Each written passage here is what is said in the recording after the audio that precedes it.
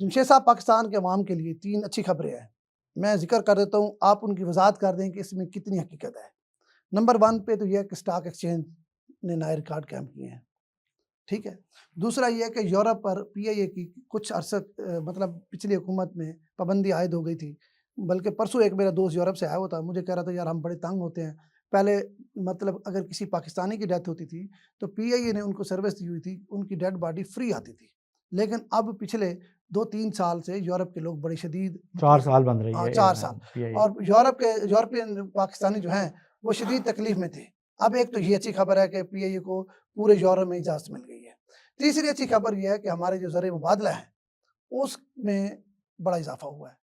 ان تینوں میں کیا سچائی ہے، کیا حقیقت ہے، یہ بتائیں۔ سب سے پہلے 26 تاریخ کے بعد 27 تاریخ کو اسٹاک مارکیٹ نے کیا رسپونڈ کیا، ٹھیک ہے، آپ وہ دیکھیں، 28 تاریخ کو دیکھیں کیا رزلٹ کیا ہے۔ بھائی بات یہ ہے کہ آپ کو عوامی جو اس طرح کی چیزیں، یہ پہلی دفعہ ہے کہ یہ ایک لا اینڈ آرڈر سچویشن یہ ہو اور اس سے اگلے ہی دن 1 لاکھ سے آپ اوپر چلے جائیں، اسٹاک مارکیٹ چلے جائیں، اور ایک دن میں 3600 سے بھی زائد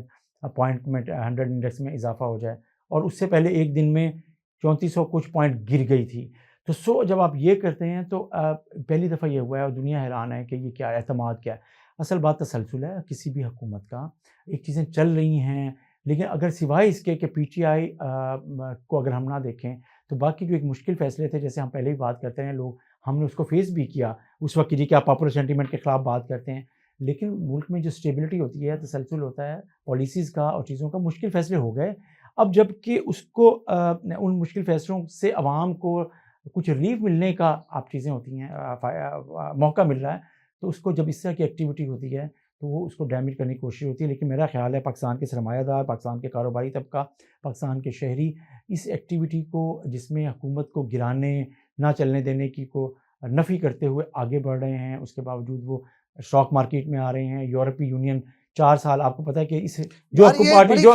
پارٹی اس وقت احتجاج کر رہی ہے، اس کے دور میں ہی پی آئی اے کی پروازوں پر اس کے ایک منسٹر کی بیان کی وجہ سے پابندی لگی تھی، وہ اب وہ ہوا ہے۔ آپ نے کہا زر مبادلے کا ایک منٹ، آپ نے اس منسٹر کی بات کری، مجھے یاد آیا، پی آئی اے خسارے میں تو بڑے عرصے سے چل رہی تھی، جو پی آئی اے کو دفن کیا نا وہ اسی منسٹر صاحب نے کیا۔ یہی کہہ رہا ہوں کہ 4 سال میں چیزوں، تو اس کو کہنے کا مطلب یہ ہے کہ اب جب کہ کچھ چیزیں ٹھیک ہو رہی ہیں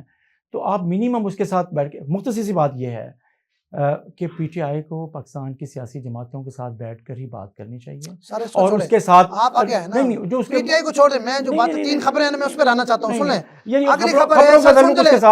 خبر ہے کہ زر مبادلہ ہمارے بڑھ گئے ہیں، $16 ارب پر پہنچ گئے ہیں۔ اچھا،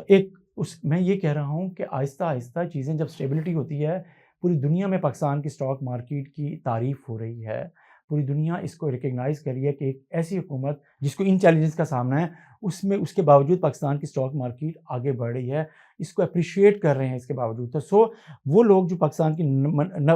نیگیٹو خبریں ہر وقت دیکھنا چاہتے ہیں، ان کو یہ پازیٹیو خبریں نظر نہیں آتی ہیں۔ آہستہ آہستہ جو اب آپ کہہ رہے ہیں کہ $16 ارب تک پہنچ گئی ہے زر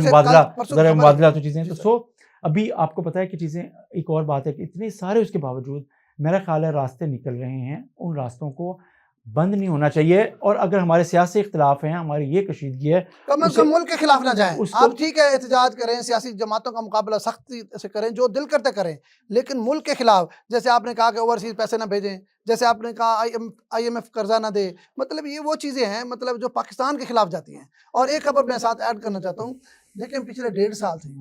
ڈالر اوپر نہیں گیا، یہ تو آپ مانے نا، مطلب جو مسلسل جا رہا تھا، مطلب آئے روز دیکھیں ہمارے کاروباری جو کمیونٹی ہے وہ شدید کرب کا شکار تھی کہ آج ڈالر کا ریٹ کچھ ہے اور کل کچھ ہوتا تھا، گھنٹوں میں فرق ہو رہا تھا، لیکن اب پچھلے 1.5-2 سال سے ڈالر اسی جگہ پہ قائم کھڑا ہے۔ تو وہ قائم کھڑا ہے، یہ تھوڑا کم ہے، اور بتایا یہ جا رہا ہے، جو بینکار ہیں وہ کہہ رہے ہیں یہ اگلے 2-3 ماہ میں مزید کم ہوگا ڈالر کی قیمت بھی کم ہوگی، اور آپ کو جو ڈسکاؤنٹ ریٹ ہے بینکوں کا، اسٹیٹ بینک طرف سے، اس کو بھی کم ہوگا، ٹھیک بات ہے۔ تو اس سے جو ایکٹیویٹی اگلے 2 سے 3 مہینوں میں لوگ توقع کر رہے ہیں